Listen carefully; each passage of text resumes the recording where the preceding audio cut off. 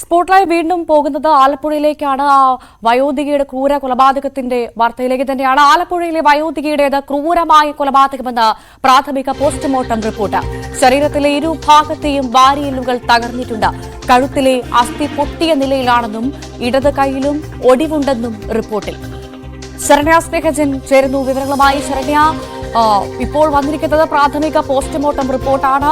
ഈ റിപ്പോർട്ടിൽ തന്നെ പറയുന്നു അതിക്രൂരമായ കൊലപാതകമാണ് നടന്നതെന്ന്. കാരണം ശരീരത്തിലെ ഇരുഭാഗത്തെയും വാരിയലുകൾ തകർന്നു എന്ന് പറയുന്നു, കഴുത്തിലെ അസ്ഥി പൊട്ടിയെന്ന് പറയുന്നു, ഇടതു കൈയിലും ഒടിവുണ്ട് എന്ന് പറയും. അങ്ങനെയാണെങ്കിൽ മാരകമായ പരുക്കുകൾ അവർക്ക് പറ്റിയിട്ടുണ്ട്. കൊലപാതകത്തിന് മുൻപ് അതിക്രൂരമായ പീഡനം സഹിക്കേണ്ടി വന്നു ആ വയോധികയ്ക്ക് എന്നല്ലേ ഈ റിപ്പോർട്ട് സൂചിപ്പിക്കുന്നത്? തീർച്ചയായിട്ടും ഭവ്യ, ഈ പോസ്റ്റ്മോർട്ടത്തിൽ ഏറ്റവും പ്രധാനപ്പെട്ട വെല്ലുവിളി ഒരു മാസത്തിനു ശേഷം ലഭ്യമായ മൃതദേഹം എന്നത് തന്നെയായിരുന്നു. അതുകൊണ്ട് തന്നെ ജീർണാവസ്ഥയിലുള്ള മൃതശരീരത്തിൽ നിന്നും മറ്റ് തെളിവുകൾ എങ്ങനെ കണ്ടെത്തും എന്നുള്ള ഒരു സങ്കീർണത നിലനിന്നിരുന്നു. എന്നാൽ അതിനുമൊക്കെ അപ്പുറത്തേക്ക് അതിക്രൂരമായ ഒരു കൊലപാതകമാണ് നടന്നതെന്നുള്ള ഞെട്ടിക്കുന്ന വിവരങ്ങളാണ് പുറത്തു വന്നുകൊണ്ടിരിക്കുന്നത്. പോസ്റ്റ്മോർട്ടത്തിന്റെ പ്രാഥമിക വിവരങ്ങളിലാണ് ഇത്തരത്തിൽ ഉള്ള വിവരങ്ങൾ പുറത്തു വരുന്നത്. അതായത് ശരീരത്തിന്റെ വയോധികയുടെ 73-കാരിയുടെ ശരീരത്തിന്റെ രണ്ട് ഭാഗത്തുമുള്ള വാരിയെല്ലുകൾ പൂർണ്ണമായി തകർന്ന നിലയിൽ ഒടിഞ്ഞ നിലയിലായിരുന്നു എന്നുള്ളതാണ് പോസ്റ്റ്മോർട്ടം റിപ്പോർട്ടിൽ നിന്ന് വ്യക്തമാകുന്നത്. ഒപ്പം തന്നെ കഴുത്തിലെ അസ്ഥി ഒടിഞ്ഞിട്ടുണ്ട്. ഒപ്പം തൈറോയിഡിന്റെ കാറ്റ്ലേജ്, അതായത് സരണാസ്ഥികളൊക്കെ തന്നെ തകർന്ന നിലയിലായിരുന്നു എന്നുള്ള വിവരവും പോസ്റ്റ്മോർട്ടം റിപ്പോർട്ടിൽ നിന്ന് പ്രാഥമിക റിപ്പോർട്ടിൽ ഫോറൻസിക് സർജൻമാർ ഇപ്പോൾ പോലീസിന് കൈമാറിയിട്ടുണ്ട്. ഇടത് കൈ ഒടിഞ്ഞ നിലയിലായിരുന്നു എന്നുള്ളതാണ്. മരണശേഷം ഈ കൈ ഒടിച്ചതാണ് എന്നുള്ളതാണ് അവരുടെ വിലയിരുത്തൽ. ഒടിച്ച് പിന്നോട്ട് കെട്ടിയ നിലയിലായിരുന്നു ഇടത് കൈ എന്നുള്ളതാണ്. ഈ സുഭദ്രയുടെ മൃതദേഹം കണ്ടെത്തുന്ന സമയത്ത് ഒരു സൈഡിലേക്ക് ചരിഞ്ഞായിരുന്നു ഇവർ കിടന്നിരുന്നത്.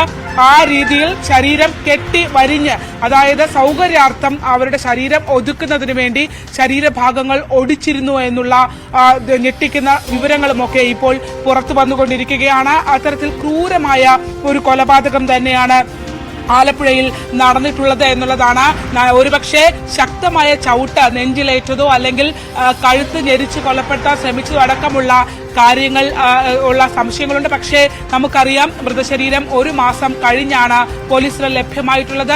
അതുകൊണ്ട് തന്നെ ശരീരത്തിലുള്ള മാംസത്തിൽ നിന്ന് മാത്രം ചതവുകളോ കാര്യങ്ങളോ ഒക്കെ പരിശോധിക്കുന്നതിൽ പരിമിതികളുണ്ട്. പക്ഷേ ശാസ്ത്രീയമായ പരിശോധനകളിലേക്ക് ഇത് വിധേയമാക്കുകയാണെങ്കിൽ കൂടുതൽ തെളിവുകൾ കണ്ടെത്താനാകുമെന്നുള്ള ആത്മവിശ്വാസത്തിലാണ് ഫോറൻസിക് വിഭാഗവും. അതുകൊണ്ട് തന്നെ ആന്തരിക അവയവങ്ങളൊക്കെ തന്നെയും പരിശോധനയ്ക്കായി അയച്ചിട്ടുണ്ട്. എന്നാൽ ഏറ്റവും പ്രധാനപ്പെട്ടത് അതിക്രൂരമായ പീഡനത്തിന് ഇരയായ ശേഷമാണ് ഇവർ മരണത്തിലേക്ക് കടന്നിട്ടുള്ളത് എന്നുള്ളതാണ്. അത്തരത്തിൽ ശരീരത്തിൽ ജീവനോടെയുള്ള ഘട്ടത്തിൽ തന്നെ ശരീരത്തിന്റെ രണ്ട് ഭാഗങ്ങളിലുമുള്ള വാരിയെല്ലുകൾ ഒടിയുന്ന രീതിയിൽ അവരുടെ ശരീരത്തിൽ മർദ്ദനമോ ചവിട്ടോ ഏറ്റിട്ടുണ്ട് എന്നുള്ള സ്ഥിരീകരണത്തിലേക്ക് പോയിട്ടുണ്ട്. ഒരുപക്ഷെ ചവിട്ടാണോ അതോ ആ രീതിയിലുള്ള ഒടിവുകളാണോ ഉണ്ടായിട്ടുള്ളത് എന്നുള്ളത് കണ്ടെത്താൻ ഈ പറഞ്ഞ പോലെയുള്ള ഈ ഒരു മാസത്തെ ശേഷമുള്ള ആ ജീർണതയിൽ ചില പ്രതിസന്ധികളുണ്ട്. പക്ഷെ അതും തെളിയിക്കാൻ കഴിയുമെന്നുള്ള ആത്മവിശ്വാസം അന്വേഷണ സംഘം പങ്കുവയ്ക്കുന്നുണ്ട്.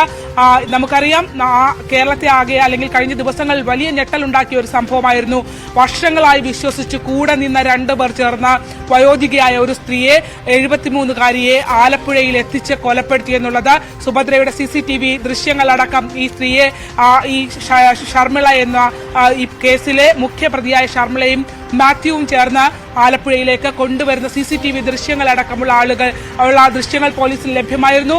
അന്വേഷണ സംഘം, കടവന്ത്രയിൽ നിന്നുള്ള അന്വേഷണ സംഘവും ആലപ്പുഴ ടീമിന് ഇത് കൈമാറുകയും ആലപ്പുഴ മണ്ണഞ്ചേരി പോലീസാണ് ഇപ്പോൾ ഈ കേസ് അന്വേഷിച്ചു വരുന്നത്. ആലപ്പുഴയിൽ നിന്നുള്ള 2-അംഗ സംഘം പ്രതികളുടെ പിന്നാലെ തന്നെ ഉണ്ട് എന്നുള്ള വിവരമാണ് നമുക്ക് ലഭ്യമായിട്ടുള്ളത്. ആലപ്പുഴയിൽ നിന്നുമുള്ള ടീം ഇപ്പോൾ ഇവിടെ വേളാങ്കണ്ണിയിലും ഒപ്പം ഇവരുടെ സ്വന്തം സ്വദേശമായ മംഗലാപുരത്തും ഒക്കെ തിരച്ചിൽ നടത്തിക്കൊണ്ടിരിക്കുകയാണ്.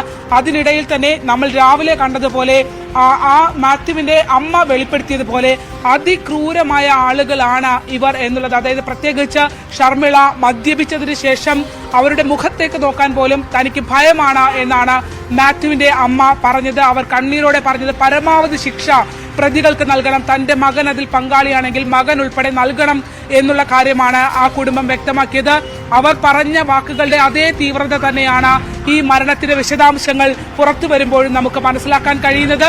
ആ രീതിയിൽ ക്രൂരമായ മർദ്ദനത്തിന് അല്ലെങ്കിൽ അത്തരത്തിലുള്ള പീഡനങ്ങൾക്ക്, ശാരീരികമായ മർദ്ദനങ്ങൾക്ക് ഇരയായ ശേഷമാണ് ആ വയോധിക കൊല്ലപ്പെട്ടത് എന്നുള്ള സ്ഥിരീകരണത്തിലേക്ക് തന്നെയാണ് പോസ്റ്റ്മോർട്ടത്തിന്റെ പ്രാഥമിക വിവരങ്ങളും പുറത്തേക്ക് വരുന്നതനുസരിച്ച് നമ്മൾ നോക്കുകയാണെങ്കിൽ മനസ്സിലാക്കാൻ കഴിയുന്നത്. ശരീരത്തിന്റെ രണ്ട് ഭാഗത്തിന്റെയും വാരിയെല്ലുകളെ തകർക്കുന്ന രീതിയിൽ ഉള്ള മർദ്ദനം അവർ ഏറ്റിട്ടുണ്ടെങ്കിൽ അത്തരത്തിൽ കൊലപ്പെടുത്താൻ തന്നെ തീരുമാനിച്ചുകൊണ്ടുള്ള ഒരു കരുതിക്കൂട്ടിയുള്ള, നേരത്തെ പോലീസ് സൂചിപ്പിച്ചതുപോലെ തന്നെ കരുതിക്കൂട്ടിയുള്ള കൊലപാതകമാണ് എന്നുള്ള നിഗമനത്തിൽ തന്നെയായിരുന്നു അന്വേഷണ സംഘം മുന്നോട്ട് പോയിക്കൊണ്ടിരുന്നത്. ആലപ്പുഴ ഡിവൈഎസ്പി മധുബാബു അടക്കമുള്ള ആളുകൾ അക്കാര്യം വ്യക്തമാക്കിയിരുന്നു. പ്രത്യേകിച്ച് ഈ മരണം അല്ലെങ്കിൽ ഈ മരണം സംഭവിച്ചുവെന്ന് പോലീസ് കണക്ക് കൂട്ടുന്ന 7 or 8 തീയതികളിലായി ഏതെങ്കിലും ഒരു ദിവസമായിരിക്കും മരണം സംഭവിച്ചത് എന്നുള്ളതാണ് പോലീസിന്റെ കണക്കുകൂട്ടൽ.